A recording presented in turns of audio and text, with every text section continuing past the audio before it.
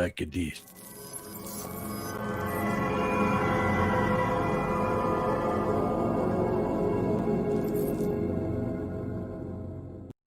We will not go quietly into the night. We will not vanish without a fight. We're going to live on.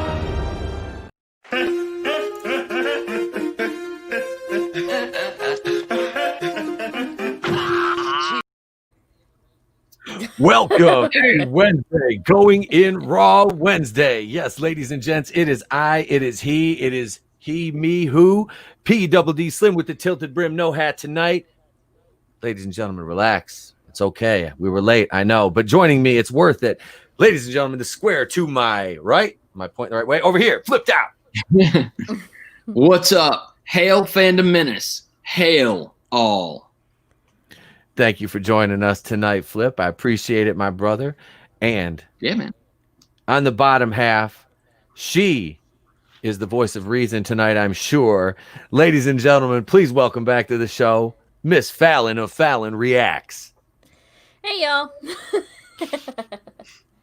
Thank you for joining I don't have any sayings like Flipp does.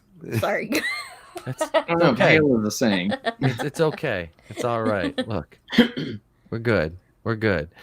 We'll do it live. Fuck it. Thanks, Bree.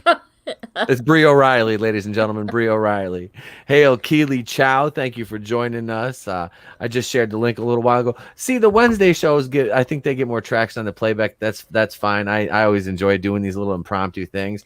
And yeah, tonight we're gonna be talking about we're going to talk about John Boyega, my boy. He's down here, John. We're going to talk about John. And then we're going to talk about, here, let me, I don't know if I can move Phalon over a little bit here. But we're going to talk about Buffy because there's a reboot coming. Oh, boy. And yeah, as soon as I said that earlier, Phalon was like, there was like little ampersands and the little swear emojis flying everywhere. And it was bad. She was like, it was like a Tasmanian devil, and I was just sitting back. I was just sitting back going, shit. We're gonna see Buffy. Buffy's gonna be, God damn it, we're gonna switch Buffy up. Buffy's gonna be like, I don't know, this. We're gonna make Buffy inclusive. She's gonna be Duster. Buffy is gonna be Duster in the reboot. Maybe she'll be, I don't know, maybe she'll be an orange marker mixed with like a stylus. Does that work? That's diverse enough. I mean, that's pretty diverse. I mean, I don't know if orange is a diverse color. Oh, wait, that might be a trigger. I don't know. I said orange. That'll be a trigger. You know it'll be a trigger. I said orange. Channel stricken down. We're done. I'm not even monetized. Are you an oranger? You're so unmonetized. We monetized you and then demonetized you again and then struck your channel down. You son of a bitch. But seriously, let me pull a John Boyega story here because, for somebody, John Boyega claimed to be done with. Didn't he say he was done with the Star Wars fans and done with Star Wars, and then all of a sudden it's, he acted like he was kind of like a covert fandom menace, plant, and then all of a sudden like he's just going crazy. John has lost his damn mind. Yeah, John is insane. Like, because he can't decide which side he's on now. No.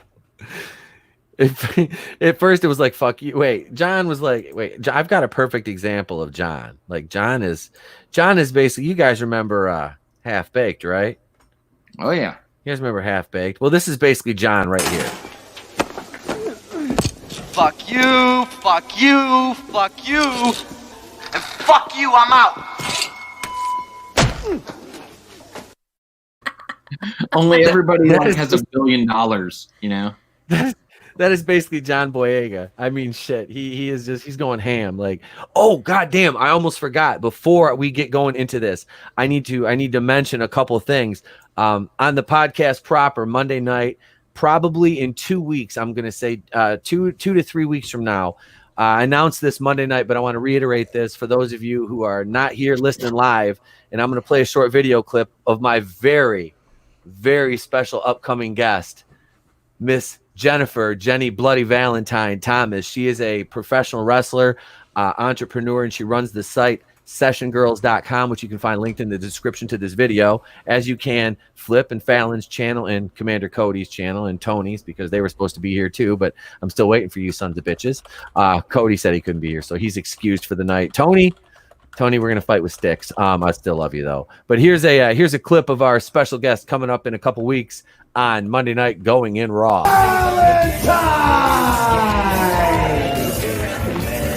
Ride. Holding her in the air and the big suplex. Beautiful advance there. Oh, switches over. Oh, nice. A wrestler standing 5'1" inches tall. Yeah, she's a bad bitch. She's a legit wrestler. And yeah, she's bad. So Jennifer's going to be joining us. I was lucky enough to score an interview with her, and so she's going to spend the evening with us on the show on Monday night. So I'll be joined for that by my former co-host from the wrestling show, Jared the Barbarian, and Nick Utam from World Class Bullshitters will be joining us that evening too. So I will keep you guys updated on. I don't think I've tweeted that out yet, but I'm gonna tweet that, and I'm gonna keep updating it. Like I said, I'll have a link to her channel in the description, in her Twitter. Session Girls on Twitter is linked in the description to this video. And people are sitting back going, what is this you're talking about? Well, just go check their page out, find out for yourself. Guarantee you're probably not going to like it if you're a guy. I'm just saying. Then a lot of the ladies too. But these girls are badasses, and they're legit, and they can fight, which is cool as hell. And she was in WWE developmental for a couple of years. She worked under the name of Karma. And, I have a 10-year background in professional wrestling. Actually, funny story about that. I have been out of the wrestling business for 3 years, and I got recognized tonight by a fan. Oh, wow.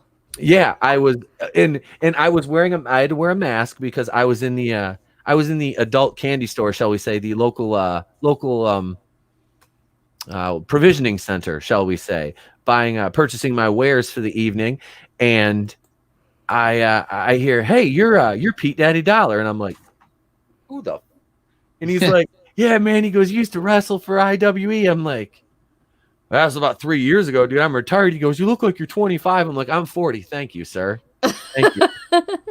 But that is man, awesome to hear. So yes, it is. I got just being recognized as was like, holy wow, it's been a long time. That felt good. But yeah, so we'll be talking about wrestling, and she knows we're a pop culture channel. But I told her, like, me and my co-host have backgrounds in pro wrestling and bodybuilding, and I said my other co-host for the evening, he's worked in film.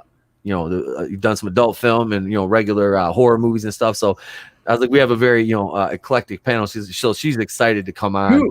Hold on. I'm very happy. Who did adult film?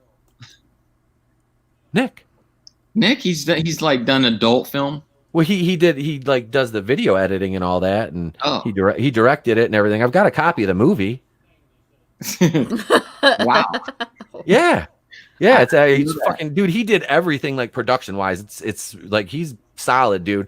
And the horror stuff he worked on is fucking great too, man. So he did some indie horror movies, which are awesome. You should have K-Log on sometime. Who's that? K-Log's comedy and horror, man. He's big into horror. Comedy. He is. I should get him on. I'll get him on with Nick one night. That'll be a good pairing. We'll that's what I like doing. I tried to get Culture Casino on tonight, but he had a previous obligation. He was working on some stuff. So shout out to him. He'll come on sometime. So we'll get him on. He's from the Fandom Collective. # Rise Together. That's right, baby. So absolutely. Yes, we are. I'm like right in the middle. I'm in both, man. I got irons in both fires, and it's all good because it's all the same. It's all the same. It's all the same goal, man. You're networking like a beast, man. You've got the wrestler lady coming on, and got some serious. You say Nick from World Class Bullshit. Yeah, Nick is I started working with him over on Raiders of the Lost Flicks live on Friday nights, and he'll come on the Monday night show, and he's a blast to have on. Just a fun guy, a great synergy. So that's why I really wanted to have him on when I have Jen on. He's, like I said, he's just a blast to have on anytime. So yeah, that's one thing really is cool about like meeting you guys and everybody I've got the chance to work with. I've I've made a lot of great connections over the last year and a half now. I've been doing this on YouTube, so it's fun, man. It is, and it was. And speaking of which, I was talking to, I talked a little bit to Jeff today, just kind of back and forth, because they're coming out with a Tales from the Hood 3. Yeah. Oh yeah, my which gosh. is the second one. Now I did not watch the second one. I listened to Jeff and the guys talk about it on their show, and it's god awful. It's horrible. It's like beyond woke. Like, yeah. So yeah. So, and after because the first one came out, I was 15. I was telling Jeff today, I was like, we used to listen to that song by Spice One, that Born to Die, in the locker room before our football games. I actually got to use that as an entrance theme one time. I got to come down. I felt like if anybody knows who New Jack is from ECW, I felt like a white version of him, because I basically like had the whole same gimmick as he did, except I was white. But yeah, so I was like, he used to use it was Natural Born Killers by Dr. Dre and Ice Cube. And I was like, I used Born to Die by Spice One, but I kind of was like, shit, I like it. Yeah, man. But yes, wrestling was fun. It was. But anyway, I don't want to get sidetracked on that shit. We're gonna talk about John Boyega and crazy shit. John is insane. And let me see here. Which article should we go with here? Here's one from no, that's another one. Let's pull one up. I'm with you. But I read it already. Which is it I gotta pull the email up. I'm terribly unprepared right now. I read a couple of about him today. Yeah. There's no shortage of them in the trades right now. That's for sure. I tell you it all comes out of the blue with him too, because it's like he was, like I said, he was somewhat normal for a while, and then it's like John just went crazy again. It's like, he's not hurting for relevance because the guy's got work, right. It's not like he's not a good actor, so he's just an actor, and most of them are crazy. So I mean, it is what it is, I guess, right? I know this is a weird theory, but could it be Disney who's trying to push the actors say bad things about it right now, trying to get any attention? Any press is good press sort of situation? Yeah. Because they had Daisy Ridley was talking about how she couldn't really get a lot of work after Rise of Skywalker, which should have been called Rise of Palpatine. Mm-hmm. But yeah, I'm wondering if they're trying to get attention, because also an article doesn't make Kathleen Kennedy look so great regarding oh crud, what is the name of it? Not Tomb Raider, wrong franchise. Fudge. Can't even think of the name of the movie now. Indiana Jones. Because Steven Spielberg is no longer attached to that, and he took the script with him that had been written. That was supposedly a great one, and that they're having to start from scratch. And now that movie has been pushed back to after Kennedy's contract goes out. Good. News So to me. I'm wondering if they're doing a lot of publicity about trying to slowly kind of say, "Oh, look at all this mess that she did." Yeah. Throw her under the bus sort of situation? Yep. Yes. Yeah. Maybe. We can hope. Oh, we can hope. I agree with that. I know that's neither here nor there but it does kind of connect with the Boyega thing about why out of the blue he might be saying this stuff. Why Ridley is saying this stuff at this point. Well, one of the things... Go ahead. No. I was just going to say, if we're waiting for an Indiana Jones movie, is anybody else, and this is going to sound really cynical, and I'm sorry, but is anybody else just sitting back going, please don't die, Harrison. Please don't die, Harrison. Yeah. I mean, seriously, I mean, he's he was in Call of the Wild because he thought it was the actual Solo prequel, he thought that he kept calling the dog Chewie the whole time, the poor guy in the fucking suit. With the fucking mocap suit on. Hey, Chewie, let's get in the fucking kayak. Come on, Chewie. So the guy's like, what the fuck is he? They're like, just go with it. He married Callista Flockhart. Just go. Right. But no. Harrison, by the way. What's that? Not a bad Harrison. I'm working on that one too. Yeah. I was doing impressions for the cheerings today at school. Cleveland had to come out a couple times, but that's neither here nor there. Damn kids.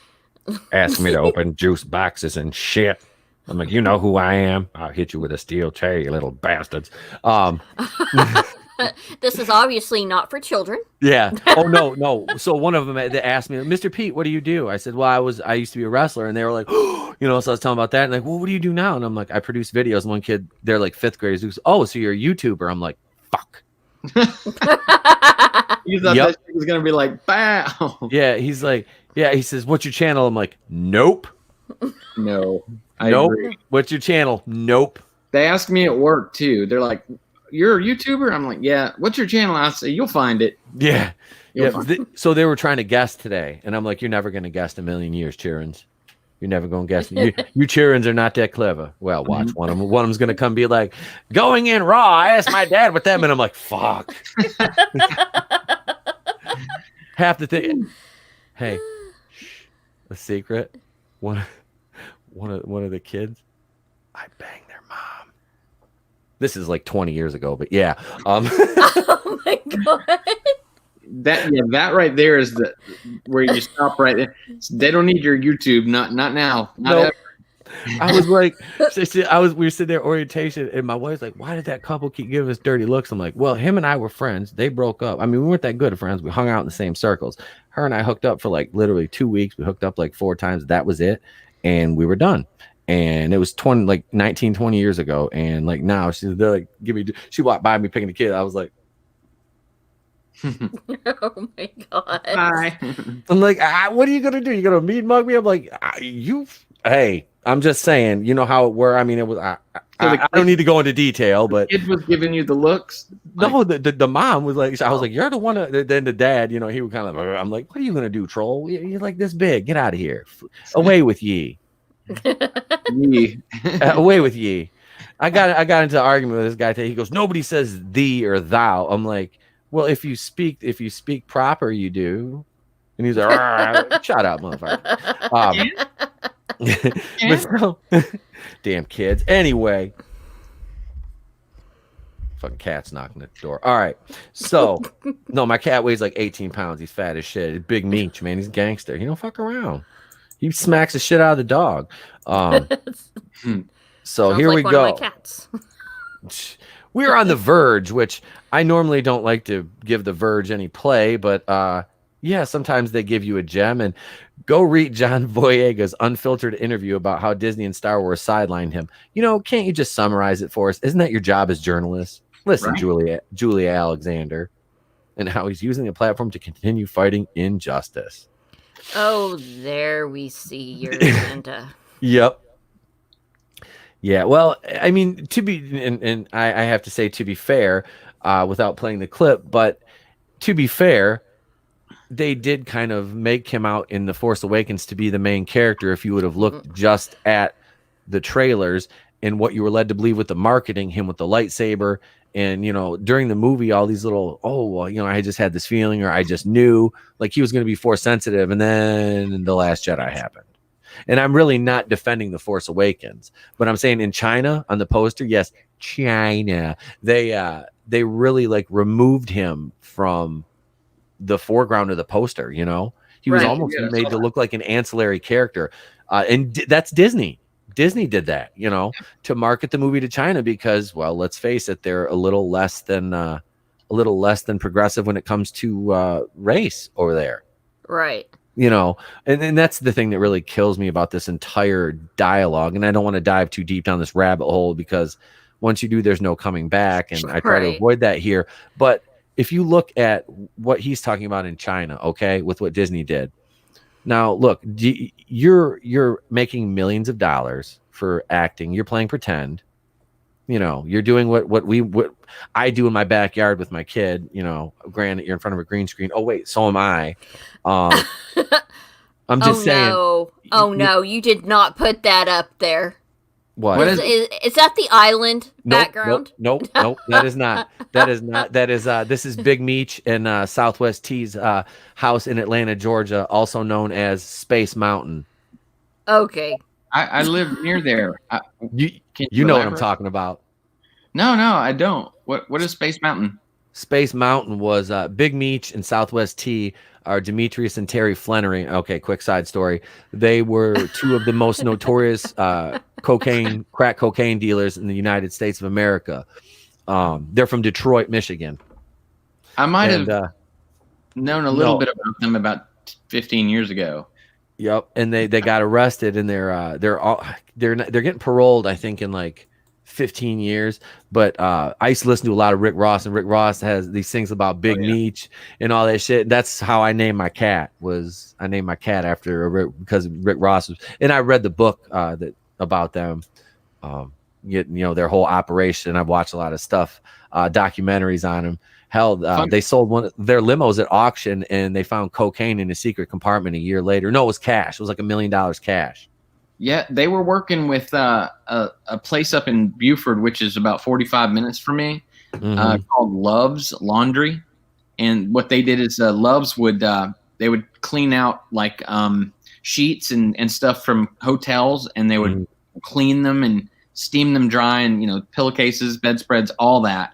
Plus, they made pillows, and that was part of their operation. It was a big bust in Buford, huge. Yeah, dude, they were nationwide. They would drive the coke across and crack across the country in limousines. Yeah, wow. Well, at least it wasn't a DeLorean. Oh my god, DeLoreans are too slow to deliver drugs, and let's be honest, right? But no, so that's how my cat got his name, Big Meech. And the next cat I get, I'm naming Southwest T. That makes sense. Yep. Cats so are cool, man. I love cats. Mine's a Norwegian forest cat. He's a big boy. But you got big ones. Yeah, yep. I want a Maine Coon. They're like the size of my dog. My dog is like 25 pounds. She's full grown. And if I get a Maine Coon or one of those things, they'd be like twice the size of her almost. But they're huge. I saw one in person before. It's like, wow. Yeah. Tonight on the Pet Show with Itepakui and the panel is wait, let me make sure Tony's not backstage. Oh, there's Steve. All right. Hey, what's up, man? It's Franchise History TV joining us. Welcome back to the show, Steve. What up? Been a long time. I know, man. I've been meaning to get you back on, bro. So, yeah, I don't know if I know you've worked with Flipp before, and I don't think you've worked with Phalon. Phalon, this is Steve from Franchise History, and Steve, this is Phalon from Phalon Reacts. Nice to meet you. That's nice to meet you. Hail, Steve. What up? So we're actually talking about John Boyega. Oh, great. we were just talking about, okay, so John Boyega, I said he does have a legit beef with Disney for what they did to him on the poster for Force Awakens. They and Ryan Johnson really screwed his character over and they let him do it. But if you want to talk, disparity in race between China and America, China is so far behind it. You know what I mean? It's and that's why Disney had to cater to them by moving him, which all the marketing, everything led us to believe that he was going to be, one of the main, he was going to be probably like the main character in this. And then all of a sudden it's Rey, and he just kind of gets shuffled along. So this, we'll talk about this article here. Nearly 9 months after Star Wars: The Rise of Palpatine was released, John Boyega is opening up about the way his character and role in the films were treated by Disney. In a lengthy new interview with GQ, Boyega spoke about a disappointing direction Lucasfilm and Disney took with his character, a black stormtrooper who abandons his role within the evil First Order to join a group of fighters in the Resistance by the end of the third film in the trilogy. Many of the issues Boyega brings up are complaints that Star Wars fans and critics also had with the direction of his character, specifically how Finn was sidelined and never given the chance to flourish, while the other characters like Daisy Ridley's Rey and Adam Driver's Kylo Ren did. Now, I say right here, he has all the reason in the world, and this has a lot of validity to it, because this is basically the argument and discussion we've had surrounding Finn's character from day one. Mm-hmm. It's legitimate. Mm-hmm. Yep. And that's what I said. I'm like, they said we were a bunch of racists for not liking Rose Tico. It's like, no, dude, we wanted you to work on Finn's character because of everything. See, he was the one of the good things out of The Force Awakens was, oh yeah, a stormtrooper redemption arc. Okay. Yep. Okay. and the dude it just happened to be a black stormtrooper. Okay, so if you really want to get down to inclusivity, it's right there, and it wasn't. Nobody thought anything of it except in China, of course. But the hell with them. But seriously, like it was just like, okay, cool. We're gonna get we've humanized a stormtrooper. That is what we've been. A lot of people have been waiting for, because up until then they've just been fodder. Yep. No, so they really creatively dropped the ball with that. Let's see. And let's see, this is what I would say to Disney is, do not bring out a black character, market them to be much more important in the franchise than they are, and then have them pushed to the side. Boyega told GQ, it's not good. I'll say it straight up. He's not wrong. I mean, he got fucking screwed over. He really did. Let's see. It's not just Finn either. Lucasfilm and Disney have faced criticism for the way the new trilogy, The Force Awakens, The Last Dumpster Fire, and The Rise of Palpatine handled characters like Kelly Marie Tran's Rose Tico, too. As critic Robert Daniels wrote on Polygon earlier this year, in The Last Dumpster Fire, Roundhead Rian Johnson turns him into the MacGuffin love interest, whose romantic importance is teased but never fulfilled. Adding that by the time that Rise of Palpatine came out, Finn is at best comic relief opposite Poe, and at worst an accessory to the action. Yeah. And it's odd. He did kind of notice it before, like when he started freaking out before, a couple months ago or whatever. But I'm noticing that some of the more popular YouTube channels are starting to grasp the idea that the Phantom Menace has had for over 2-3 years. I don't know how it's been, almost 3 years, 17, 18. Yep. Yeah. And it's interesting to watch this cascade of dominoes fall. Like, these are some of the same YouTubers that used to say, or defend the Last Jedi. Yeah. Mm-hmm. Yeah. Now you've got the actors themselves coming in. It's crazy. I don't blame him one bit. Go ahead, Steve. Sorry, man. I always thought, I made a video about this probably about 2 months ago. Oh, what I thought they should have done with Finn's character. I thought he was going to be the next Jedi. I really thought he was. He should have been. He should have been. And they just flipped the carpet right underneath us. I never got that.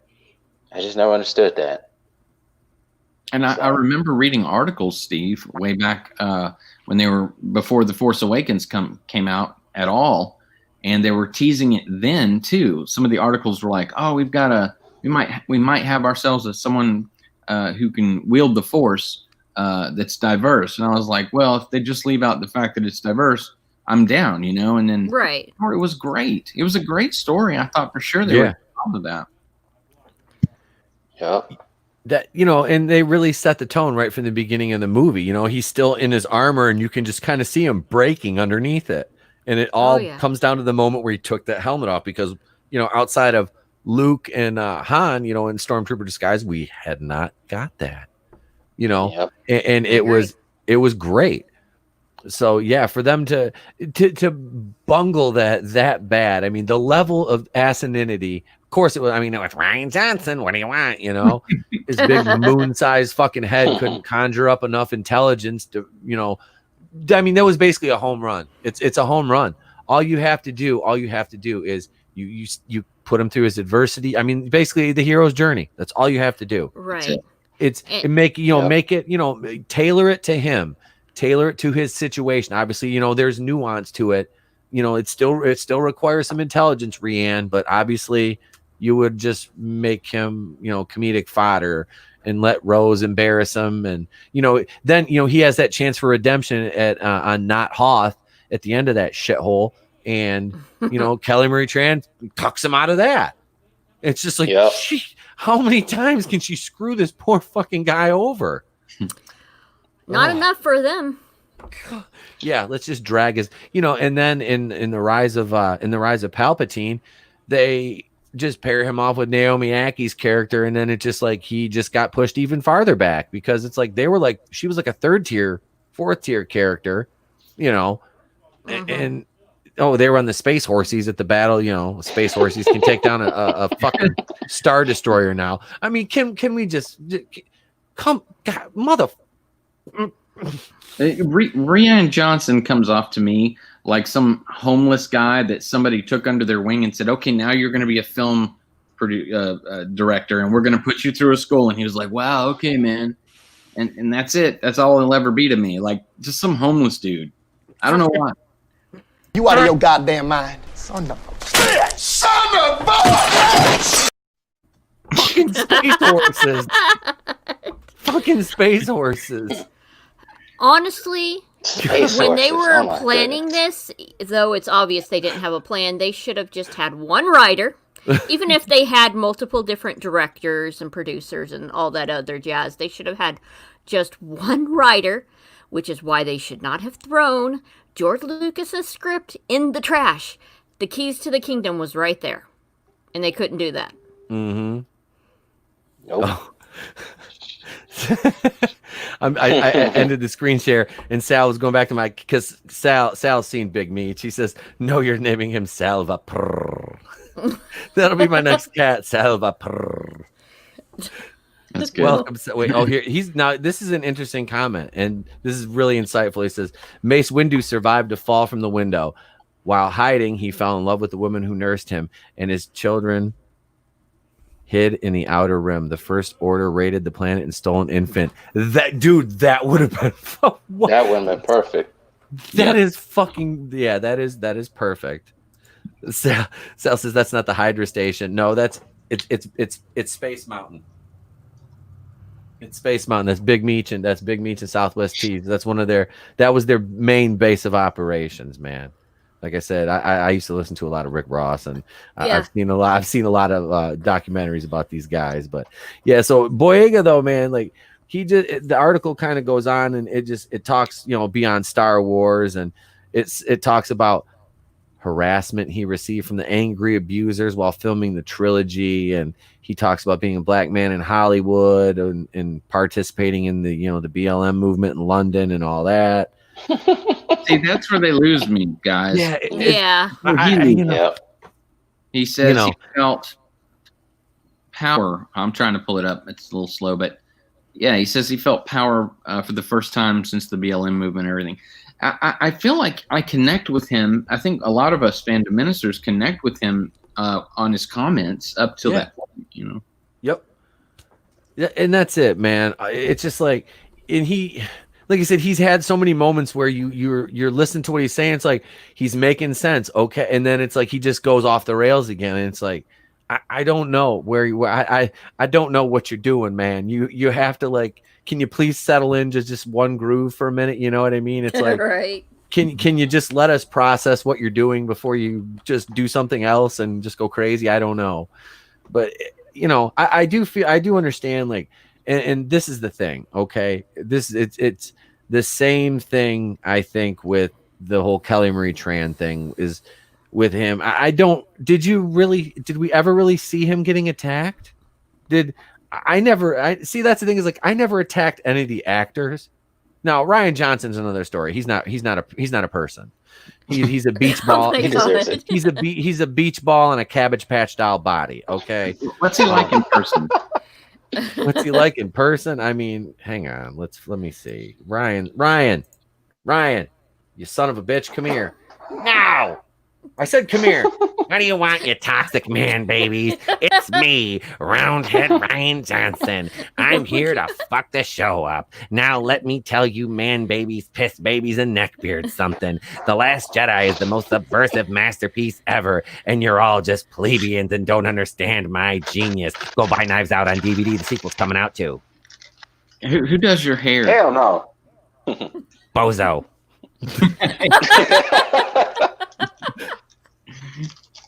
I don't feel, excuse me, me and Chris Evans have to go make fun of a certain person of an orange tone. Haha, later, losers.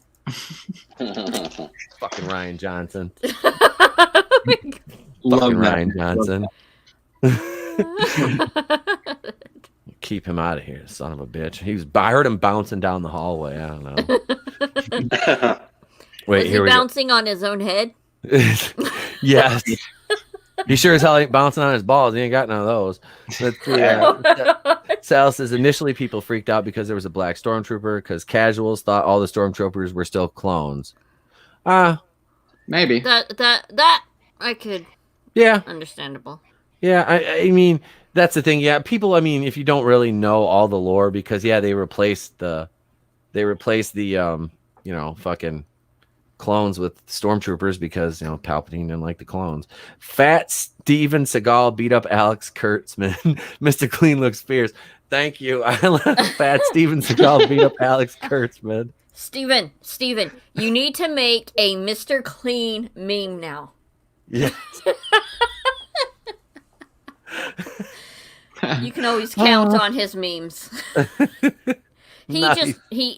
Last Sunday he just memed the crap out of Stephen Walton. I need to get Steven on. I've been meaning to get him on a stream too. I got to talk to him. Yeah, he's awesome. I really enjoyed streaming with him over on the Phantom Collective channel on Nerd Blast. Good time. Yeah, that absolutely. And yeah, you guys got to check that out. ETEP, I'm waiting to hear back. Stephen may be on this Sundays. Okay, good. So, give me a close up of him. You want a close up? There you go. There you go, Daddy-O. There you go. Do your worst. Trust me, I've put the crying Tobey Maguire face over myself. I mean, it's I'm just saying. So that is a good meme, right dude, there. That's the best that meme one, of 2020.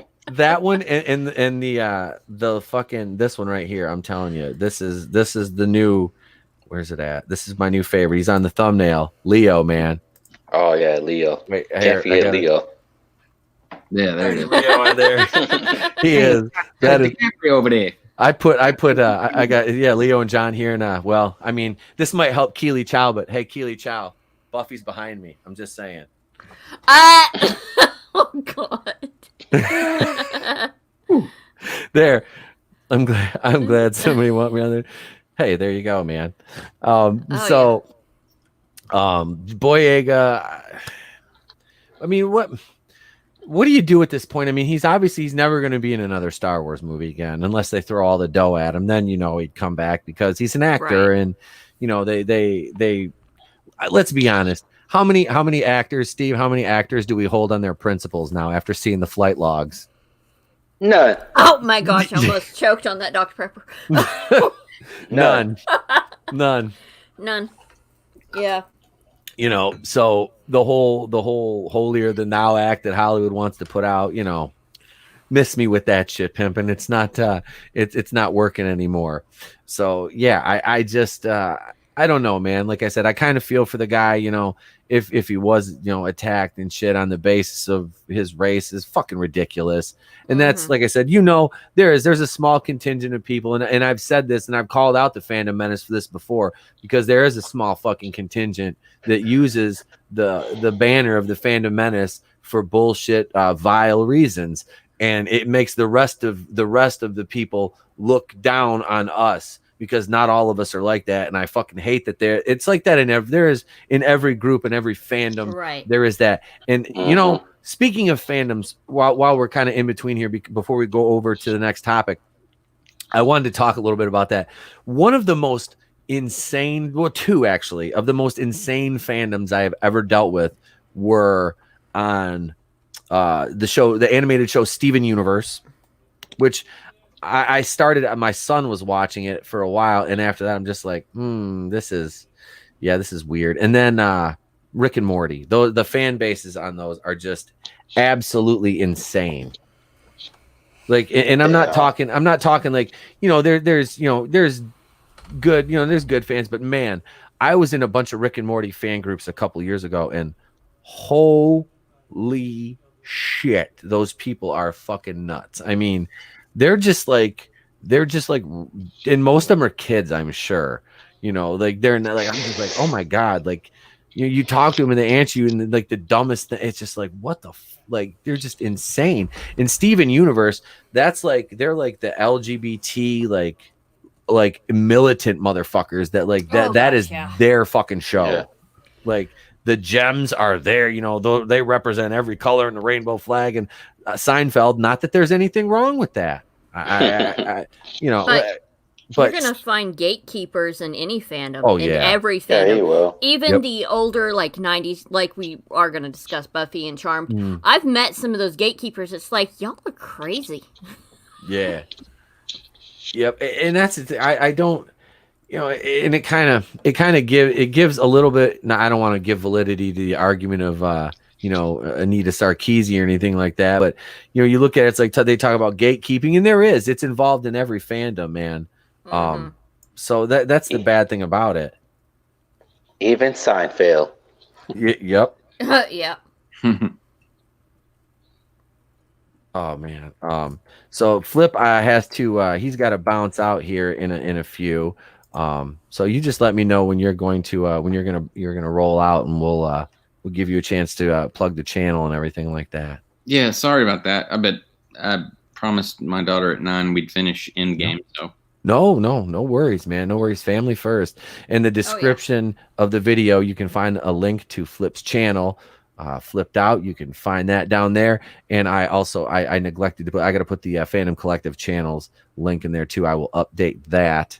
And Phalon's channel's in there, and I will add Steve's in as well. He was an impromptu invite because I had somebody drop out. So I was like, hey, you haven't been on in a while. Why don't you come on Wednesday, going in Raw Wednesday? And yeah. Steve's a great choice. Absolutely. Like I said, it's been too long. And I like to watch Phalon react.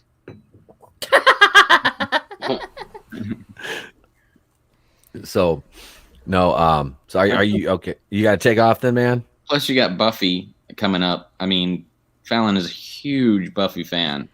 Yes, I am, which is why I'm so angry about this. Yeah. I loved the show was more my sister. And had I not recently disowned my sister, I probably would have had her on to talk about this because she's an aficionado on the show. Keely Chow's loving this. Keely Chow's a huge Buffy the Vampire Slayer. Keely Chow's like a Place to Be Review super fan, man. He's awesome.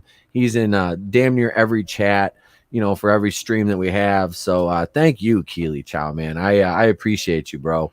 And he got a little. So he actually won the giveaway. You got the NWO flag in the stuff. I do believe awesome. a couple months ago I sent him. I had an unopened NWO Wolfpack 1998 WCW flag that I sent him. I have two more. I have one hanging in my garage in my weight room, and the other is in my son's bedroom. And a trading card of yourself, right? Yep. Yeah, I sent him one of my Pete Daddy Dollar trading cards too. I want one of those, man.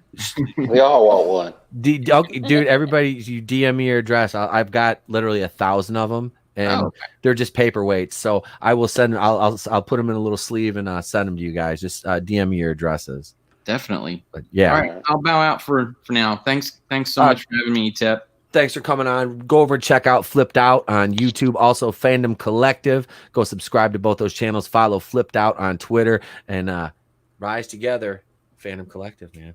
Thanks for coming on, Flip. Appreciate it, brother. Thank you. Peace. You're welcome, man. Bye, Phalon. See ya. Bye. All right. So, and then there were 3. Look at Steve's blocking out Buffy, but we got Boyega and Leo down there at the bottom. I love it. I don't know if I can. Leo. That Leo meme is so funny. That's fire. That's fire. I put that over at Gubna today on that headline. I had to. I was like, she's the post. She got the Toby crying face, and Leo stood in front of her at the podium. Yeah, I saw that. I can't help it, man. It's like I don't even make memes with like captions anymore. I just Photoshop shit. Like somebody will insult me in a comment section. I'm like, oh, you do not know what you have done, child. Oh, my sweet summer child, I'm about to destroy you. Because I'll take their comment, and then I'll turn that into a little sticker, and I'll put it, the eruption, the nuclear bomb, the explosion. I'll take their face and put that in the middle of that. Then I'll put their comment all over it with like a bunch of like little like laughing faces, depending on what the nature of the conversation is. I'll tailor my meme to it. So yeah, I enjoy. I had a guy want to go back. The guy wanted to try to play dozens with me in the comment section. I'm like, I don't think you want this. He ended up blocking me after about an hour. I was kind of disappointed. It took me an hour to get him to block me. I'm like, well, it wasn't me. Technically, it was Bob Sacamano. It wasn't me. I was about to say, ain't that your alternative identity who did that? Yeah, it was Bob Sac. That Bob Sacamano guy's a fucking dick, but I like him. He's good people. Bob Sacamano's good people. Oh, so anyway, Buffy the Vampire Slayer. Now, I'm gonna pull this article up, and I'm just I'm always wary of these websites because I'm like, God, please don't make my computer freeze. I think this one's from Unilad, so it's probably all right. Let's go back here. Here's the Buffy article. Oh, is it? Oh God, is that Vice? Oh no, it's Vice. Oh, great. Lord, forgive me for using a Vice article. Oh, I feel dirty. I just feel dirty for using a Vice article, but that's all right. I've done much worse. Oh my God. I've done much worse. Here we go. Buffy will be played by a woman of color in the reboot. And my first question is, why not just make a new show about a female vampire hunter who happens to be a woman of color? That's too hard. Do you have to kick the beehive every opportunity you get? I swear to God, they're like Nate in The Office. You know, the guy that Dwight hires to be maintenance? It's just... Go ahead, Fallon. I read an article earlier today where they said they weren't going to really be messing with the characters, the original characters, because there would be such a backlash. So I'm wondering if it's not so much a reboot, but it's going to be about a different vampire slayer. Well, if they do that, then that's like that Enola Holmes show. Then that's no problem at all. Yeah, because it's funny you bring up Enola Holmes. That's actually a book. Yep, we talked about that. That's the only reason because you were talking about that. So I kind of went and looked it up. I'm like, okay, because there was a group the other day and they were kind of ragging on the show, and I'm like, you guys know that's a series of books, right? Like you can look it up. Right, yeah, there's like 6 books, and it's made for children. So you don't, no grown adults need to be offended by that. Yeah, it's like, that's why I was saying, do your research first. Yep. Knee-jerk reactions are a bad thing most of the time. Oh, I agree. Yep. That's why I waited so long on that whole Netflix cuties thing, because like I said, I first saw it and I was like out, and I still hate the idea of the movie because of what the movie does to get its point across, especially when I heard that they auditioned 650 girls over a course of months. I'm like, so you had 650 young women come in and act inappropriately for casting directors. That's disgusting. Yeah. That's disgusting. That is exploiting. How many actresses went in to play, Charlize Theron's role in Atomic Blonde? Was there 650? I guarantee you there wasn't. Hell no. You know what I mean? Just using that as an example, it's exploitation, and it's fucking disgusting. And that's but I waited throughout the day. I took in every piece of information I could to before I made my video, because I didn't want a knee-jerk reaction, because I would have just came out of the gates, and I did but I mean it was calculated. So, and with this, like I said, I'm just like, if it's a different vampire slayer, then there's no issue. But if you're saying what's her name, Buffy Summers, is that her name? I don't think it gave a name, but yeah, in the original show it was Buffy Ann Summers. Yep. So if they're not, race swapping or whatever to Sarah Michelle Gellar's Buffy Summers character, then there's literally no problem here. We just have a new vampire slayer. Cool. Yeah, awesome. yeah. I have no problem with it if they like kind of say, seasons 5, seasons 6 through 7, and then the comic books aren't valid, because that way they can keep the whole there is only one Slayer each generation and the Watchers Council and stuff. I would have no problem with that if you wanted to take a step back and say, no, this didn't happen, so they can actually continue on that same storyline. Because I actually did love the whole idea of only one Slayer per generation, except for the whole Faith and Buffy thing. So... Now, was that Faith? Was that Eliza Dushku? Oh, yeah. Okay. She was the Slayer that went against the rules most of the time and ended up accidentally killing someone. back Okay. in the mid towards the late season 3. Okay. So, like, I would have no problem with that if that is the route they're really going to go. Mm-hmm. But Well, that was Joss Whedon's girl too.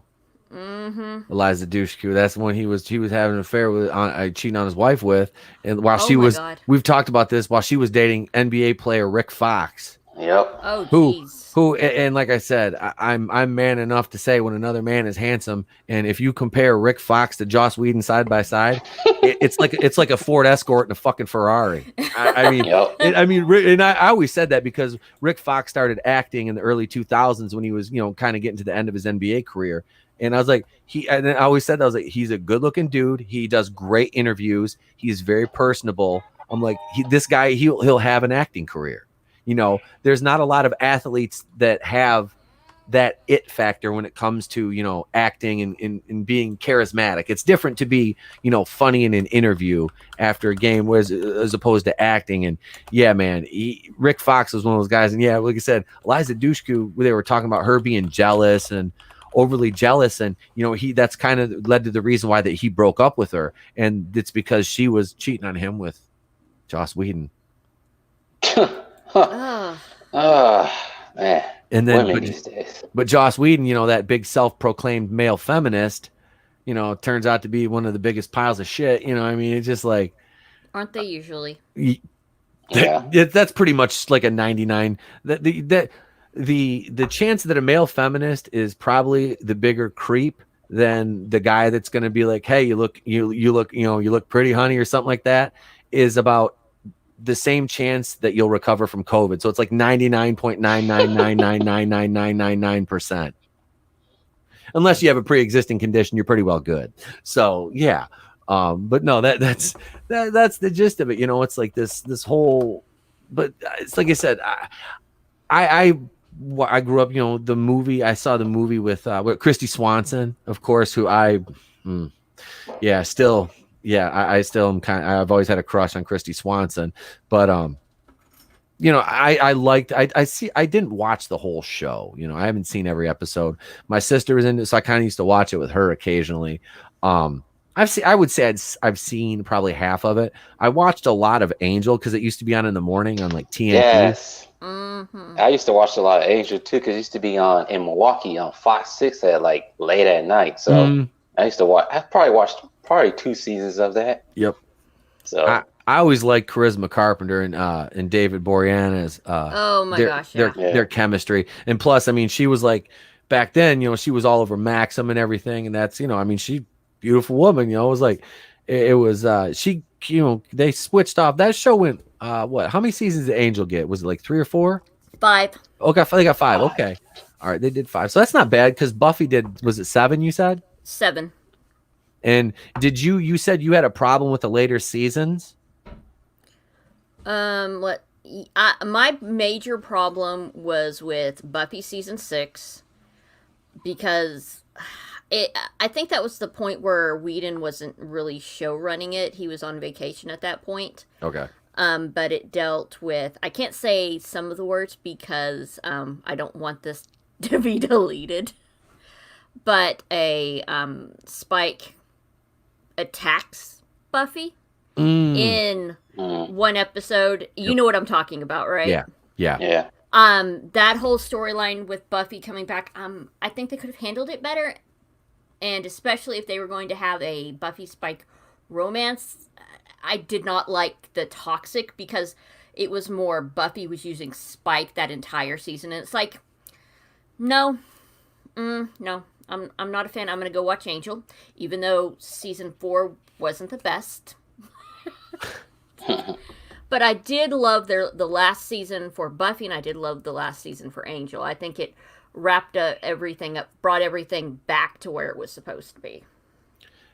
And I think that's a problem with the writing of a guy like Whedon, or even guys like him, is they are lazy and they rely on using sexual assault as a plot device. But yeah, I don't think he wasn't. But it wasn't him. Yeah. Obviously, you said it was probably somebody else. But that screams of lazy writing to me. That that doesn't need to happen to develop a female character. Like there's other types of adversity that they can go through. And I mean, there's how many movies, out there in the zeitgeist, in the ether, that can prove that, you know what I mean? That's ridiculous. And yeah, especially like you said, if you're setting up for a relationship between these two characters, then that's the last thing you want to do as a precipice to their relationship, is have that between them. Like what that's a healthy relationship. That's a good start.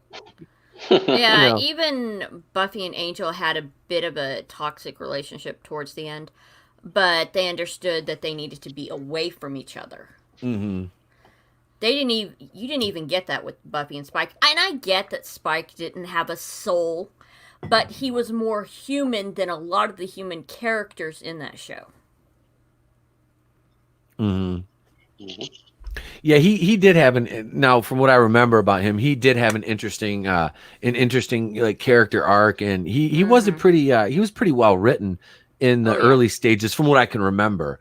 Because like I said, it took me a while to kind of catch on to everything, like I said, because I haven't seen all of it, and I think the discs are still at my mom's house. I don't even know what streaming service it's on, but I should just go snag it from her. Hulu. Oh, I've got Hulu. Perfect. There you go. Hey, like I said, I joked around. I said I disowned my sister earlier. Well, I still have her Hulu password, so I'll watch it on Hulu, I guess. Oh my God. That's where I'm currently watching Melrose Place right now too. You don't have to hook me up to a polygraph like in Seinfeld and ask me if I watch Melrose Place, because I'm watching it right now. And the next episode is where Kimberly gets in that car accident and gets that big gnarly scar on her head. And yeah, that's the best part of the show. What was that show even about? I always see it, but what was it even about? Like, what was it about? Melrose Place? Yeah. It started out with a group of they were 20 somethings living in an apartment complex on Melrose Avenue, and they're young professionals in their various lives and how they intertwine with each other. And it was like a nighttime soap opera that had some of the most beautiful women in the 1990s on it. And I just got hooked into the stories. Plus, like I said, I was probably 13 when it started, and I just got off watching Dallas, because Dallas had just ended a couple years before that, and I used to watch that with my grandma, and I own most of that on DVD, admittedly. But yeah, I love that show. I do. The cast in the pilot episode wore mostly their own clothes. They didn't have costumes. That's freaking that's awesome. But anyway, back to, I don't know how the fuck we got off on that. Jesus. I asked what Melrose Place was I'm gonna about. have to share this. Because he did it. Do it. Let's see, where's that right here? Okay, here we go.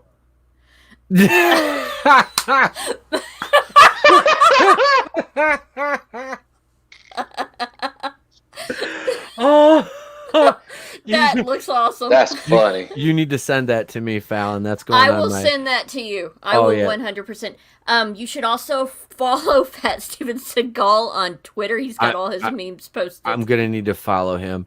Fat Steven Seagal beat up Alex Kurtzman. Thank you, sir. That is exquisite. I have to admit. Damn. That's funny. Mr. Fierce. It has got the meme face.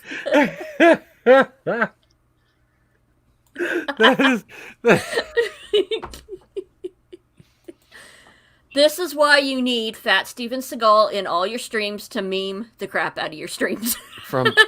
That's funny. Let's see. It fits perfectly. It works. Let's see. I watched SEAL Team. It needs some help following the trap of the military show. Is SEAL Team the one with David Boreanaz now? Yeah. Yes. It is. I started watching that, but I was also watching the one on the History Channel. Isn't there there's another SEAL Team show on? I can't remember the guy the main character that's in it. Yes, okay, yeah, they know what I'm talking about. Yeah, I was watching that one because it had one of the chicks that played the Savior, Laura, on The Walking Dead. Lindsley Register is her name, and I kind of had a thing for her. She had a neck tattoo, and I'm like, looks like a dirty girl. Damn it. Anyway, but no. So yeah, that's the only reason I remember watching that show. Is she was on there, but I mean, they're both decent. Walter Goggins, thank you. See, Flarex knows. He knows. That's a funny dude. Walter Goggins or Flare Yeah. X? Oh, Walter Goggins. Flare X is like, shit, I'm gonna get pocket banned And it's now. sent to you now. Oh, awesome. Thank you. I like that. That's funny though. That is a fucking great meme. Thank you. Fat Steven Skull beat up Alex Kurtzman. I'm gonna go over to Twitter and follow you as soon as we're done here. But so how many do you think they should make this if they're gonna do a remake of this? If they're gonna kind of renew it, do you think they're gonna put it in the same universe? I mean, is it I would imagine it would be an alternate universe. Yeah. God, that's just I don't know. I mean, what do you think they should do? I want your opinion because you're a hardcore Buffy fan. You know this stuff inside and out. What would you like to see out of it? Okay, honestly, I'd rather them not be a Buffy. I'd rather it be a new Slayer, going with the whole chosen one once born. Every generation there is a Slayer concept. Keep politics out of it because I'm tired of politics. Everybody's tired of politics. Yeah.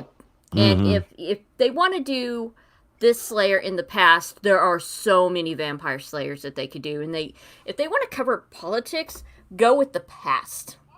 Go deal with that because even in not just the Buffy TV show, even the Buffy movies, the Buffy it's supposed to be reincarnation, which might be an interesting concept to go with because at one point Buffy mentions about being a slave at one point. It's like if the media wants to go with that narrative, fine, go with that narrative. Show that vampire slayer or what have there. But I would rather they just have it a alternate timeline where the slayers weren't all woken up at once because that could really bite them in the rear. Because I know Sarah Michelle Gellar said she has not been asked to make any cameos or anything, and the showrunner said she's going to not touch the original characters, or at least that's what she had said. So I would say alternate universe, leave them alone. It could even take place in the Wish universe. I don't know if y'all remember the episode The Wish. It was season 3. Cordelia made a wish about Buffy never came to Sunnydale. I vaguely do. Xander was a vampire. Willow was a vampire that was torturing Angel. Okay. And then the Buffy finally came to that. Giles had his own little rogue demon hunter group to try to save as many people. You couldn't wear bright colors because it attracted vampires.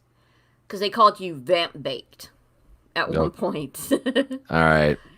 But yeah, I'm like, you could go with that timeline. It's a much darker one, but it's something they could work with. There are so many options.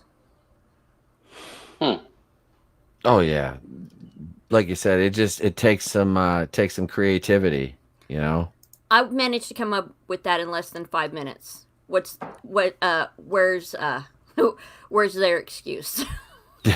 They were out getting Krispy Kremes? Oh my gosh. I'm sure there's better donuts somewhere. I'm sure people are going to fight me. You know, I'm not a big fan of Krispy Kremes. Yeah, all right. They're decent, yeah. Yeah. They're not the best. I mean, there used to be a donut shop over here by where I live that was, I mean, they were damn good, but you know, I mean, Krispy Kremes are it's kind of like, I don't know, it's kind of like a White Castle kind of thing. You know what I mean? Just mass produced, I guess. Yeah. Right. That's what it always just struck me as. But yeah, it's like, I was reading one article. I thought it was a new one, so I made a video, but I'm not going to post that video because apparently the article is a year old. But, yeah. But, it talks about, it links to an older article. The article is from 2019 where it's saying, oh, there's going to be a Buffy reboot. This is going to be the showrunner. They don't have a script. I don't know if they have a script now. And it gave all these reactions, and people were angry at the very thought that they were going to reboot something they loved. I'm like, how do you think everybody else was feeling? But Yeah. yeah, they're like, don't ruin it. If you want to do a show about a vampire slayer, make it about a different vampire slayer. Don't reboot Buffy. Don't switch the race. Because I think that is the biggest concern. It's like, I think someone said in one of the reactions was that you're just tokenizing Buffy. So it's like, oh. Yeah. Well, these people are. I don't think they should touch the original characters. Right. I have no problem if it's about a different Slayer, especially if it's an alternate universe. And did we just go to the island? Here on Epstein Island. Somebody sent a chopper. Kevin Spacey's looking at me funny. Help. I need an adult. I need an adult. What adult? There are no adults here. Ah, shit. Well, that's a shame. This is not going to go well. I better get out of here. Hang on. Blow the island up. Blow the island up. Burn it with fire. That sounds like that happened on Arrow. They blew up the island. Yeah, that was the last episode of Arrow I watched too. Hey, go. You've got. Yeah, that motherfucker snuck up on me. You know who snuck up on you? You. Yeah. Well, look who's sniffing him now. I know. Hello there. Mr. Divorcee himself. God. Damn it, Obi-Wan. Oh, what the hell? What are you doing, Obi-Wan? Now you have become the very thing you swore to destroy. You've done that yourself. Right. You have done that yourself. That's what I say when he got divorced. Yep. You know, and then it was like Mary Elizabeth Winstead, and then he hey, we just happened to be in a movie together, and during the whole lead up to the movie, all I'm going to talk about is how much of a male feminist I am and how we're going to smack the patriarchy down. It's like, bro, you just cheated on your wife. This is not a good look. This is not a good time to be a male feminist for you. No, it's not. I don't know what you think you're doing. He does look like he's smelling me. But you know what's funny? Backfired. You know what I find funny about the whole male feminist soy boy thing? It's like, you are the patriarchy. Shut up. Nick's wife snuck in behind me. Oh, that's my side chick. How's she doing? I haven't fucked her in a long time. Bree, trying to get out of my house. Oh, Bree. You're always welcome to the place to be, Bree. Here, let's see. We'll go back to Space Mountain there. We'll go back to Space Mountain. Oh, God. Is that like a personal attack or something? Oh my gosh, he is Bidening Depp. Who is? Oh no! Damn you, manliness and motivation. There's a political meeting to be made, but we do. Yeah, yep. No, he's not pegging me. But we won't, Steeps. But Buffy was. I had to move her. She was a little uncomfortable. Anyway, yeah. Now she's behind the franchise. She's hiding behind him now. It's his turn. It's your turn. Ah, shoot. It'll be fine. Where's Freddy at? Bro, I'm Freddie Prinze, bro. I don't know if I'm Vince Russo or Freddie Prinze. Jesus. Remember when Freddie, wait, what did he say? What did he say? You don't really have the hair to sniff. You're too old. He doesn't like my long flowing mane. You need to get some wigs. You know, for that. I think it would. I don't have anymore. I had when I first started my YouTube channel in 2006, the very first video, I looked like Howard Stern. I had a fucking long ass wig on. I had like the little sunglasses on. Yeah, it was 2006 when YouTube first started. Oh my gosh. Yeah, I still need to figure out how to delete that channel. I can't do it. It's pissing me off. But anywho, so I mean, my thought as far as the Buffy thing goes, like we said, just take it, make it stand on its own. You know, you like you said, Fallon, make it an alternate universe. You know, you can play off of the lore, but you don't need to involve any of the original characters because that opens up Pandora's box, and that's not a road that you want to go down as a new show that's trying to establish its own identity. Oh yeah, it's like, and like I was saying, that there's The Wish. There's a ton of episodes that they rewrote history, like that episode with on Angel. I'm sure y'all remember. It's back in season 1 where Angel becomes human because his blood got mixed with that demon, and it turned him human for a while, and he had to turn back time. Because they could even play with that one, because I'm sure that wouldn't have messed with the whole only one Slayer a generation. Yeah. And apparently, Fathead is back. I forgot the mixer was up. God damn it! There we go. Fucking get out of here, Ryan. Did leave Gizmo though. I mean, that's all right. But don't feed after what, 9 or midnight. Here, you can have some water, little buddy. I mean, are you not supposed to water these things? I don't know. The Chinese guy said, "You a rookie," and I said, "I'm out of here. Look, man, I don't know what's going on. I wanted to buy a gerbil and I got a fucking mogwai. The motherfucker's talking shit to me, asked me for chicken on the way home. I'm like, look, wasn't that what they were eating? They got into a big ass thing of chicken in the kitchen. They were all like bouncing around in the box. Yeah. What's the kid named Zach? Zach something was the main character. I own Gremlins and Gremlins 2 on Blu-ray. I just realized that. I have a 3-pack with the Goonies. And I was like, fuck, I haven't watched these in so long. I need to watch Gremlins. The movie's great. I won't let my kid watch it. And now, mind you, he sat through Halloween 4 already and most of the first one, but not 2018. I won't subject him to that trash. But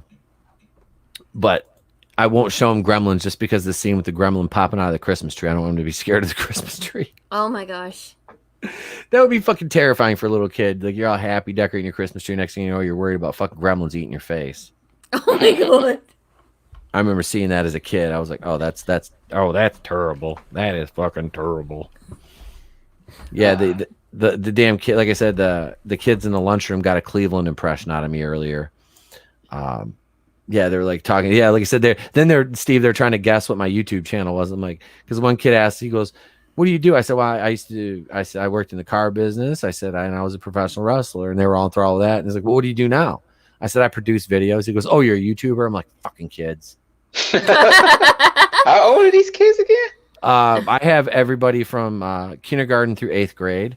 Oh, there you go. I actually, I looked into my transcripts because they're looking for substitute teachers. I volunteered to sub. I'm like 20. I'm going to take a couple classes. Actually, I'm like 20 credits short. So, because they called like 11 substitutes and they couldn't get one. And I was like, that's because there's no substitute for me. So I'm gonna get. I need like 4 classes to get to be able to teach, to have enough credit hours. So I'm kind of contemplating going back and just doing online. Chow's got something for you. What's Keely Chow? Can anyone imagine? Can anyone imagine if Joss Whedon and Marty Noxon played Injustice, Gods Among Us, and it inspired them to make a twisted Buffyverse where Faith killed Angel and Buffy is acting like Superman? Oh, great. Holy shit. That's pretty out there. Well, you know it would be a quip fest. I mean, it's Joss Whedon. So, wait, what did Flair X say? Just showing the magic Christmas tree. Oh, God, no. No. Oh, God, the magic Christmas tree. Hey, little boy, go sabotage the fire department. What the fuck? What kind of Christmas tree is this?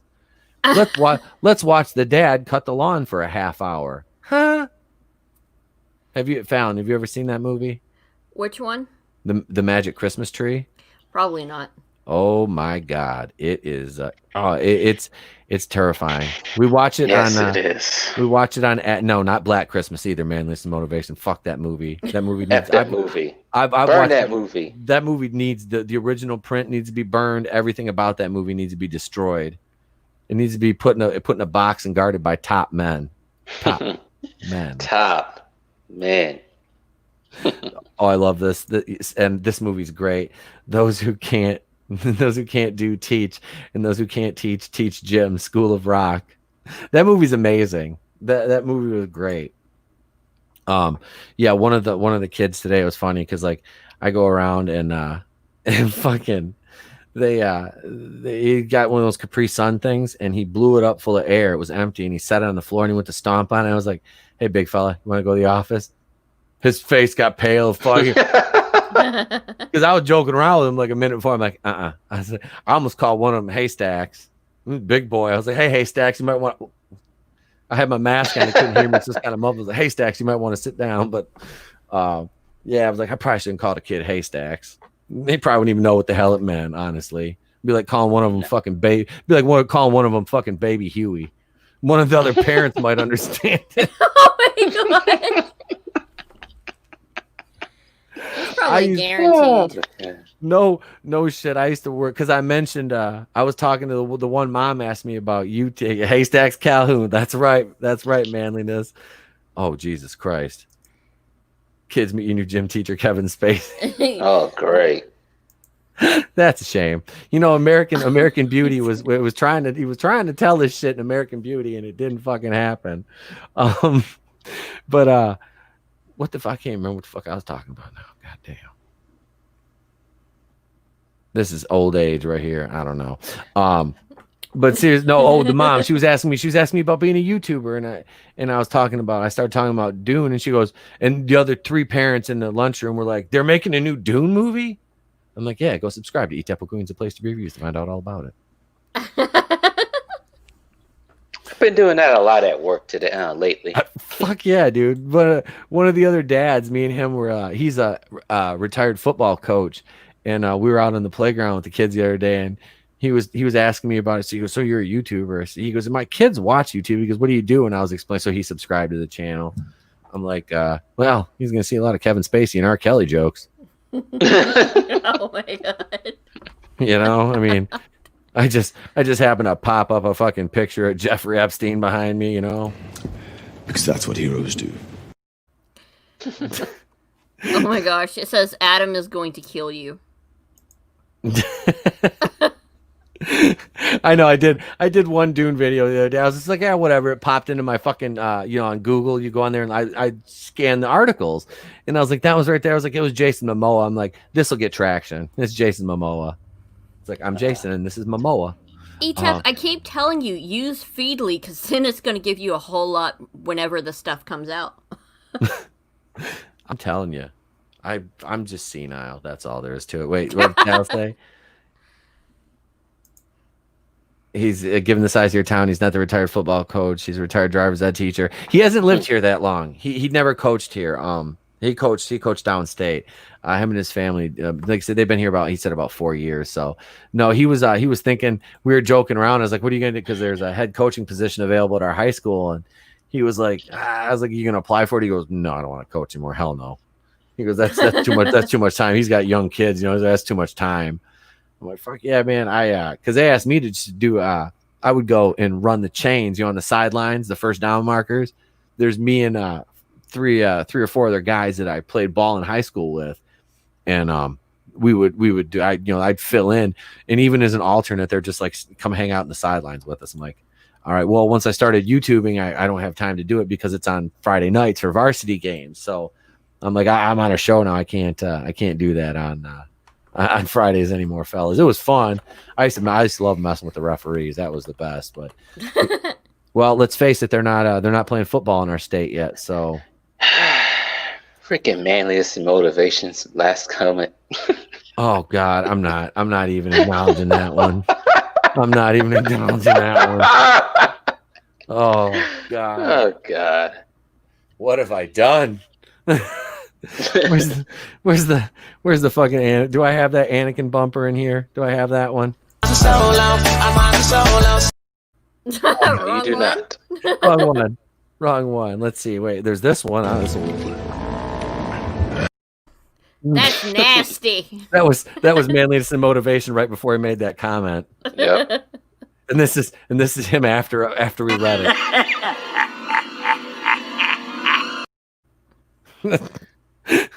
that just seems right. It just seems right. Kevin Spacey wants to coach tight ends and wide receivers. Okay, that's it. We're done here. We're done here. God damn it. Oh shit. So Oh my god. I know. Did you they were I saw something else. They were talking about Black Panther again. Black Panther 2 today. I can't remember what site it was. I didn't grab the article. I'm going to look it up real quick because I saw that and I'm like, okay, guys. I'm like, can we? Oh, well, basically the crux of the issue is should or should they not give the title of Black Panther to Shuri? Now, if Shuri was played by Denai Guerrera, I would say, yeah, she would be a fucking badass Black Panther and take my money. But it's Leticia Wright who is basically built like the stylist. And is frankly quite annoying. I'm not gonna lie. She was annoying as fuck in Infinity War. And I just she wasn't bad in the actual Black Panther movie. She had her moments where I was kind of like, you're just annoying, What are those? That scene. Yeah. God.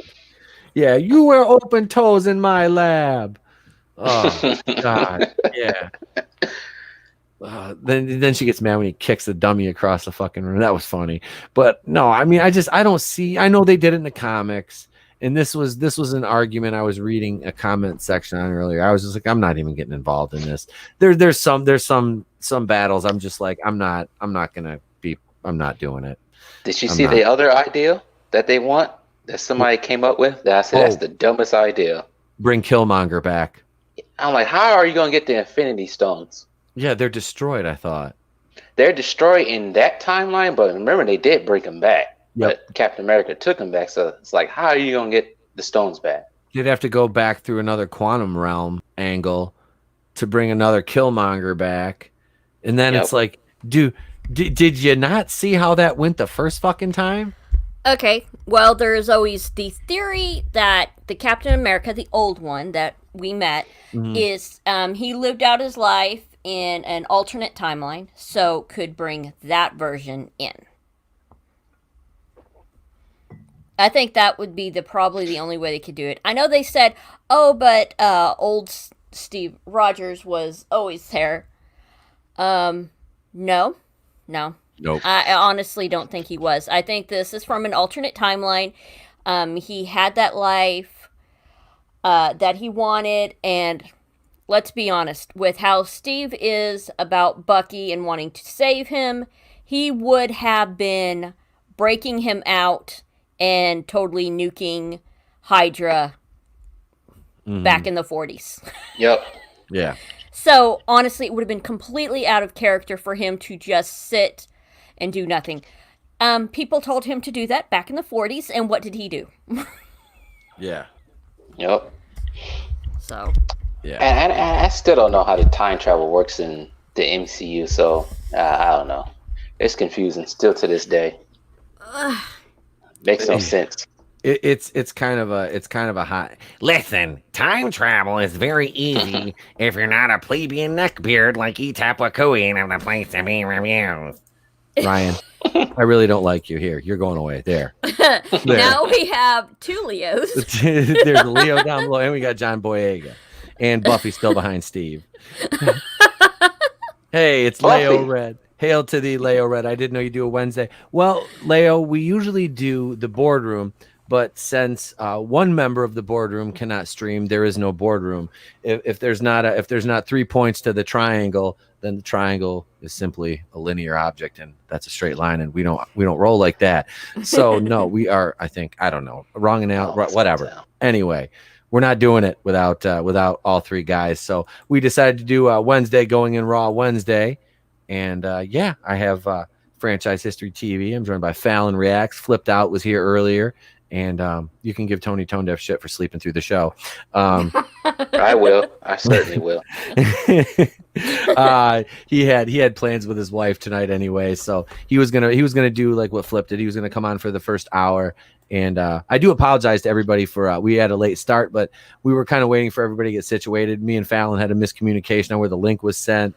Cody was unavailable, and so I was like, I was like, Steve hadn't been on for a while, so I shot Steve a link and got him to come on.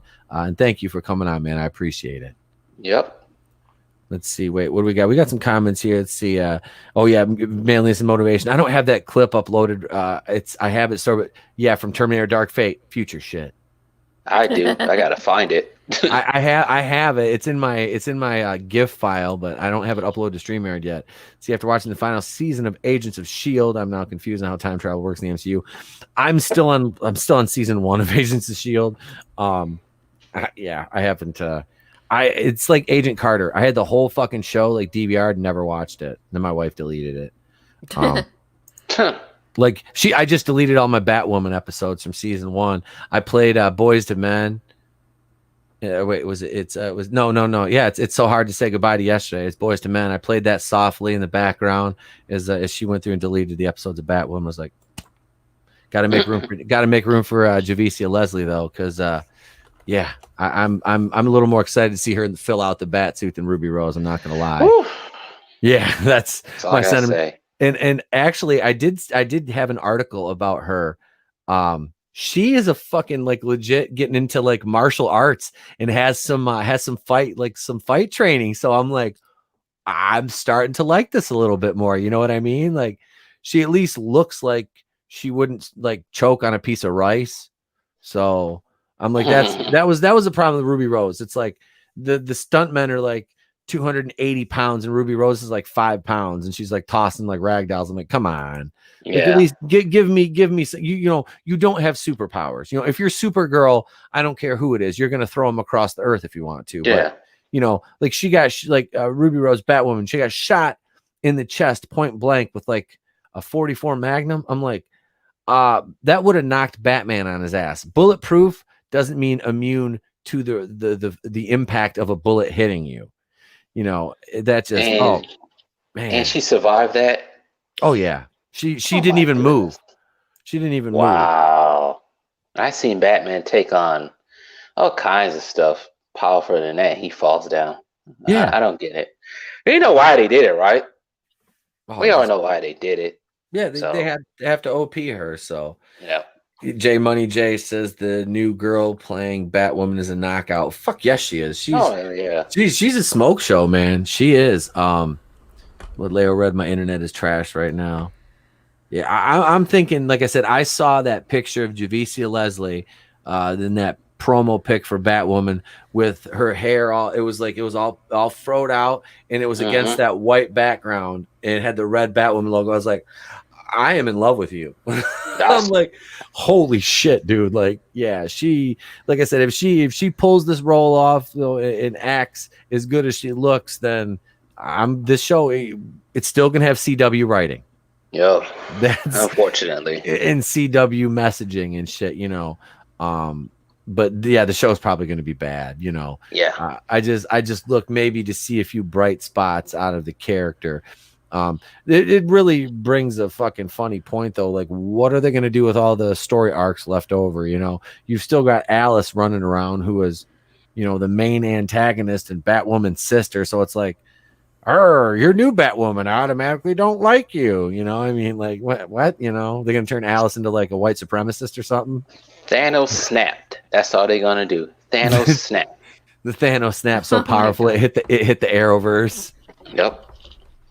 So this is CW is going to have this whole they're going to have this whole thing planned out, right?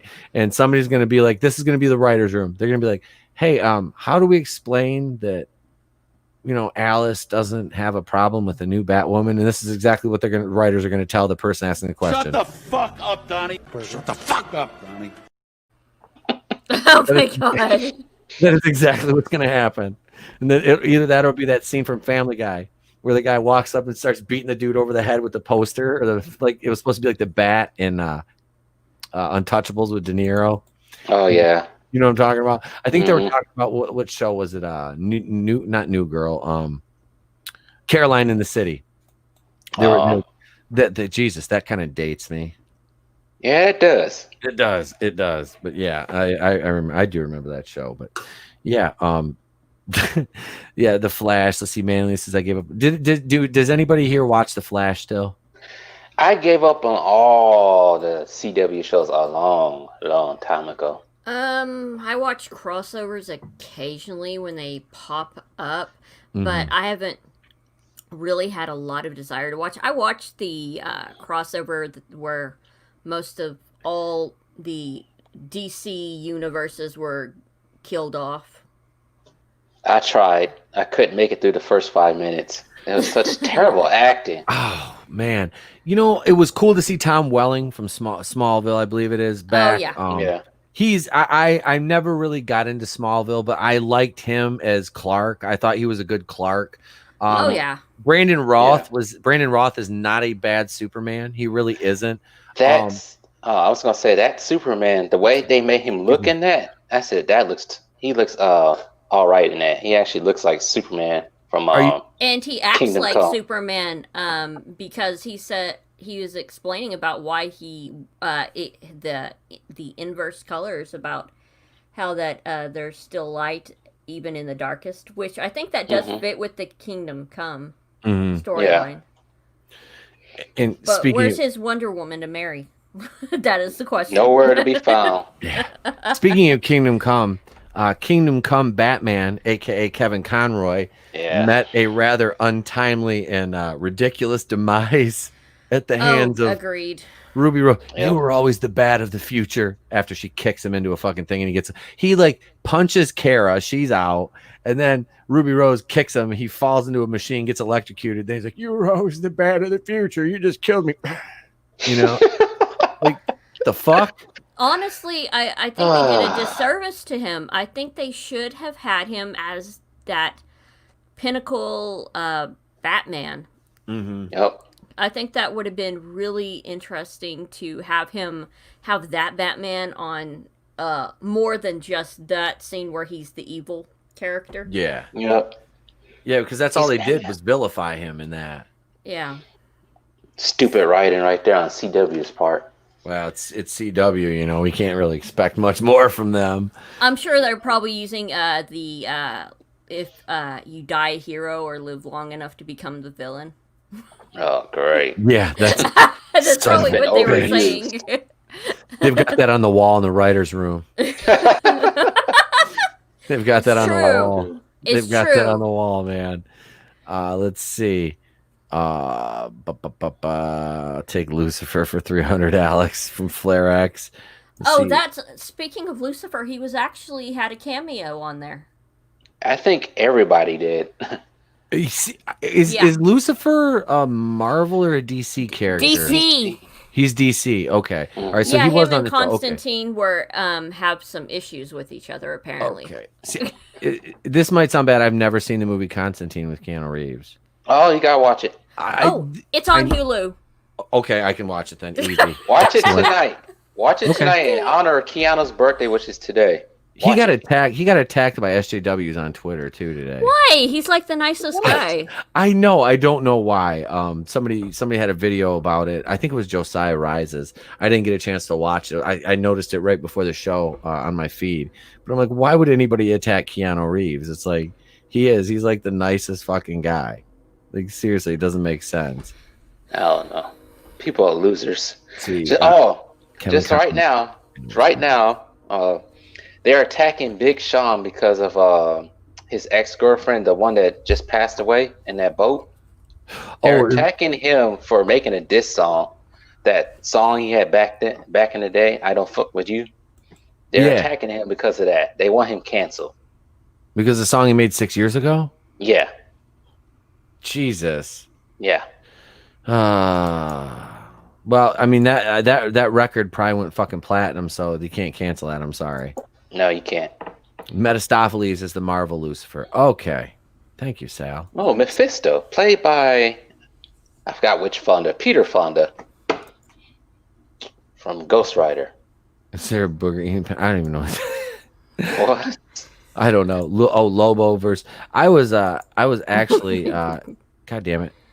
There we go. Lobo versus Lucifer for the win. Lobo's a badass character. That is actually one of Jared from the wrestling, that's one of his favorites. I watched some animated stuff of him the other day. He was just beating the shit out of Superman. I was like, this is kind of cool. Was it that Man of Tomorrow? It was just a couple of clips on YouTube. I can't remember what it was, and then he sent me the cover to a comic where Lobo had like decapitated Santa Claus. I'm like, I need to read this. I'm going on to my comic site and I'm gonna see if I can read that one. But yeah, there's definitely some fucking cool characters. And before, because I don't want this to go on too long, what do you guys? The last question I want to ask is, the hashtag Marvel is over party was trending on Twitter after DC fandom. Do you, Phalon, think there's validity to that? No, I think some people just need to get their heads out of their rears. It's not over. It's just Disney's facing a lot of financial issues right now, so they can't really make a lot of stuff. I think they said next month they're resuming filming for Winter Soldier and Falcon. Mm-hmm. So it's not over. It's just this is not a great time. This is not a great year for anyone. And what I think they meant more of, DC may, with this announcement, line up at DC fandom, you've got, the Batman, Black Adam, all this, the Snyder cut. This could be the tipping point where DC surpasses Marvel in terms of quality and popularity. And I tell you, I would love to see it. Steve, what do you think? For my video last week, I actually said I predicted this probably a couple of years ago that eventually DC is going to catch on and finally overtake Marvel. I think if Marvel keeps continuing with the thing they're doing with the, I'm trying to say it the best way without YouTube getting mad, but the whole diversity thing, they keep on doing that. Yeah, DC will overtake them real quickly. So that's the way I see things.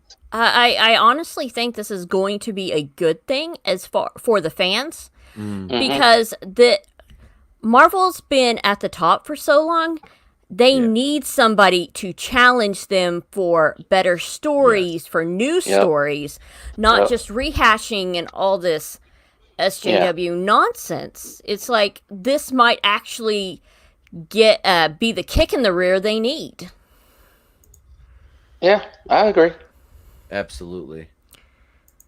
Because we can't have progress without being challenged.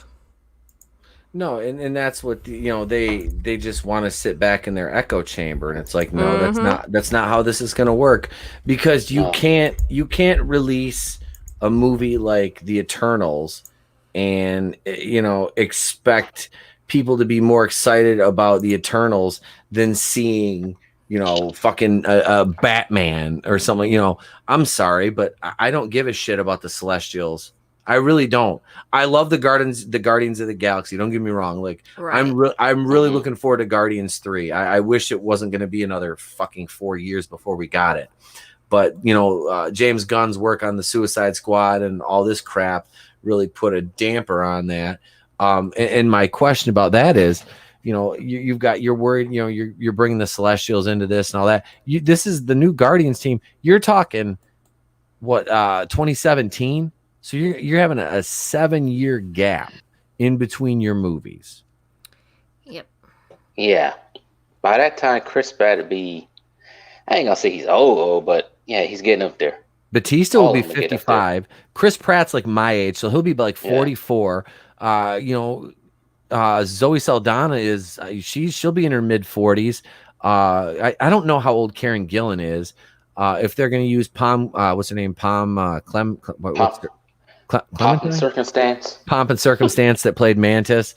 And of course Vin Diesel's got the easiest thing of all, because all he has to do is do the "I'm Groot" lines, and Sean Gunn does the mocap work.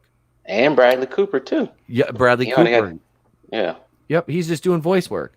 So it's, and this is going to be the last film iteration for that team. They're already talking about Nova or who else, but they're going to replace team members on it. So it's like, I really would have wished that they could have got that movie out around next year. Would have been ideal for that slot, but no, now we, you know, are you going to see, are you guys going to see Black Widow? No. No. It really depends. Right now, it's like the desire to see it has kind of fizzled out because wait so long. But I think that's with a lot of movies. Yeah. Well, you know.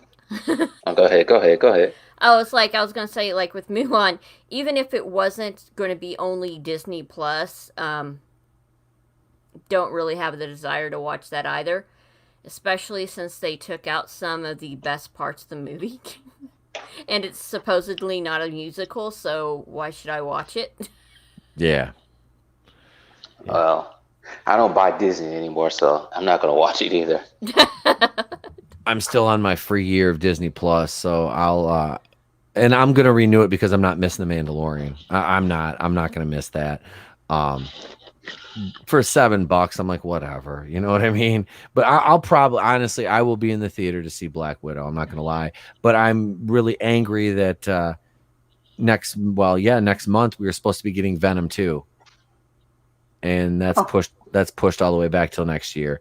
But I would much rather go sit and watch Black Widow in November than I would the Eternals. I wouldn't be going to see the Eternals. I'd probably watch it. I'd sail the high seas and watch it that way. But I would not. I would not go. I won't go to the theater to watch the Eternals or Thor 4. I'm not doing that. Oh, I have no desire to see Thor 4. But I wanted to ask y'all about this.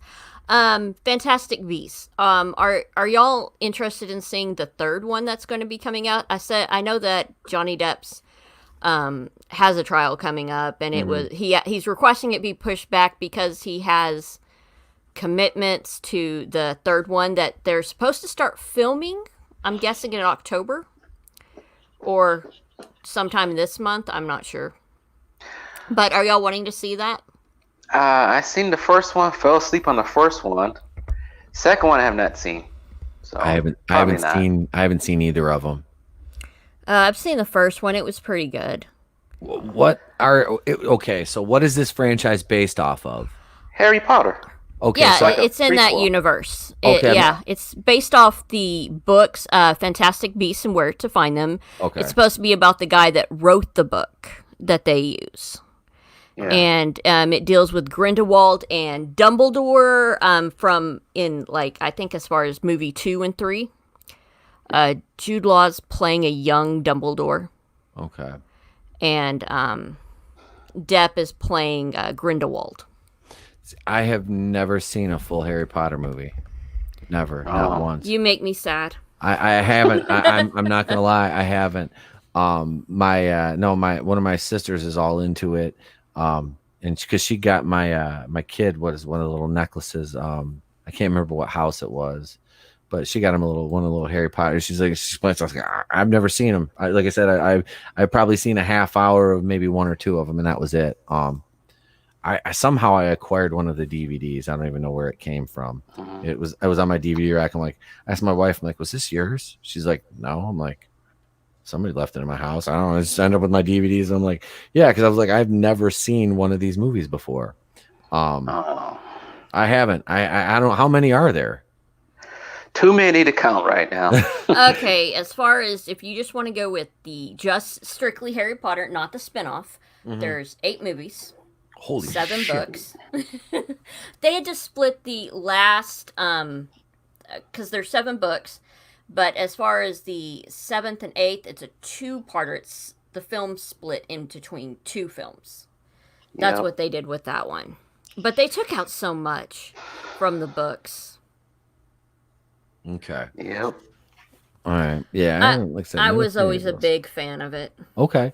I'm not knocking it at all. I've never seen any of the movies really. I'd recommend reading the books. They're good.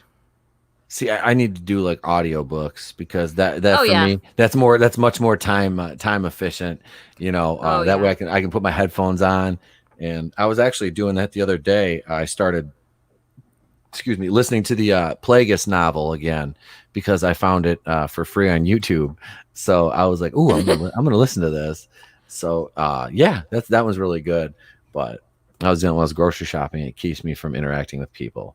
And basically because I'm walking around Walmart without a mask on, so in my headphones, just with like normally I'll just walk through there, motherfuckers singing because I'll have music on, I'll just sing, and people looking like I don't even care, I don't even care. I'm like, yep. I was like, y'all can see the smile on my face, but no, this is I think this is a good place to end it right here. Thank you, Phalon and Steve, for joining me this evening. I do appreciate it. Links, like I said, I'm going to update the description of the video. I'll put description, the link to Steve's channel, Franchise History TV, in there. You can find Phalon's on there, and all the pertinent information. And let's see, let's thank the chat here. Keely Chow, Flare X, Manliness and Motivation, Salvador, hail to thee, sir. If you're not subscribed to 2 Cents Toys, you should probably go do so right now. My man Sal's got the best toy videos this side of the Mississippi.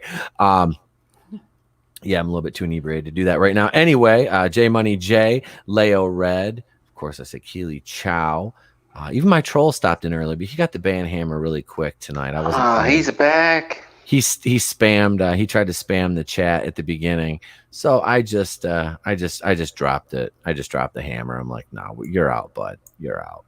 So yeah, yeah. Remember, tune in a couple weeks on Monday night, of course. I don't know why I highlighted that. Fat hands.